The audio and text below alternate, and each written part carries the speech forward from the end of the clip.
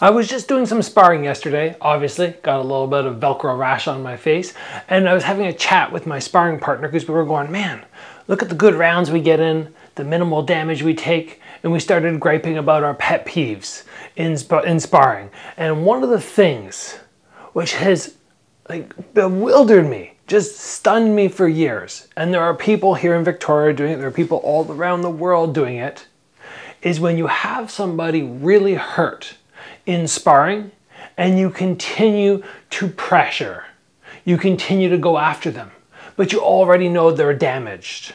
Now, I understand that, tempers flare in sparring, and maybe somebody tried to hurt you, they tried to take you out, you could feel the power, you could see them swinging, and you get very frustrated at them. But there is a point, I believe, where in sparring, when you tag somebody and you see visually they are not okay, and you can exploit that you need to pull back. If you're not doing this, it's going to lead to a knockdown. Now, knockdowns do happen in sparring. We should be trying to avoid them as best we can, because we want to have good sparring partners around, and the more you hurt other people, the less likely those people will be there for a long time. But still, if I'm moving around and I step in and I snap out a jab and the guy drops, I'm kind of like, oh, shoot. I didn't mean to do that and I feel really bad. Even though it's not okay, it's not as bad as this alternative which I'm talking about. Whereas, I standing here, I'm getting ready, the guy comes forward, he throws a jab, I come with a big overhand, I see his head snap back, I jump on him, I tag him with 2 or 3 more, maybe on the uppercut, I lift his chin up, and then I swing through and I actually drop him on that last shot. There were so many moments there for me to pull back and go, oh, okay, I stunned him on the overhand, step back, are you okay? Check in, make sure. Or maybe after the uppercut, I come in and I throw a 3-piece combo, I raise his chin up, he doesn't snap his head back down, doesn't protect himself, I see he's open. These are the dangers that can lead to actual damage, especially inside the gym. And I heard about, a couple years ago, of one of the guys in town here, a kickboxer, who went up island to do some boxing.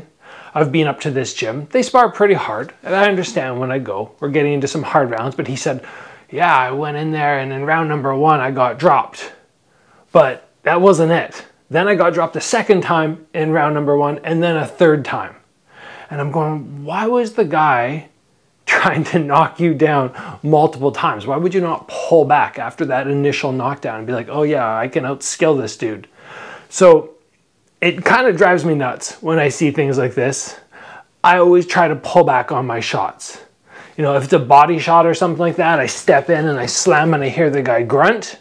Then I might go for a second and a third, because I'm like, yeah, the guy can get up from a body shot. Or if you tag somebody with a low kick and you see them buckle, you might get after another one right away. But the head is always different.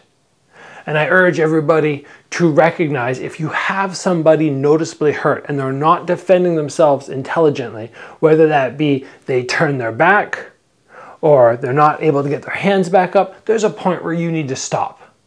Because in the gym, it's not a fight. Although many people do treat it like that. Because again, tempers run high, emotions are just getting out of control.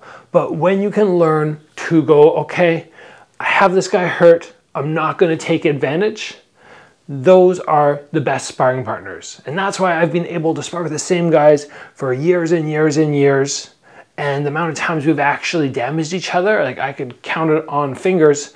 And it's mostly just like, oh, we got some Velcro burn. Or maybe accidentally the guy threw a hook and I pulled back and then the elbow came in and gave me a little cut. Those are the type of injuries I'm talking about. I'm not talking about us dropping one another. Never happens. Because if one of us step up and we throw a round kick and the other guy's hand was down and we clip them, we always stop. You good? We touch gloves and then we keep going, as opposed to, okay, we clip them and then follow up, not knowing how damaged this guy is. Very, very smart to take that moment, check and make sure your partner is okay, and then to continue on, and not to strive in sparring to be knocking down your partners or opponents. So that's my little thing for today. I saw the video which I played and I went, wow, That just shouldn't be happening, but it does. And I've seen it in gyms, I've seen it in videos, and hopefully most people aren't doing that. So let's call it there, guys. Thanks for joining today. Stay safe, and as always, train hard.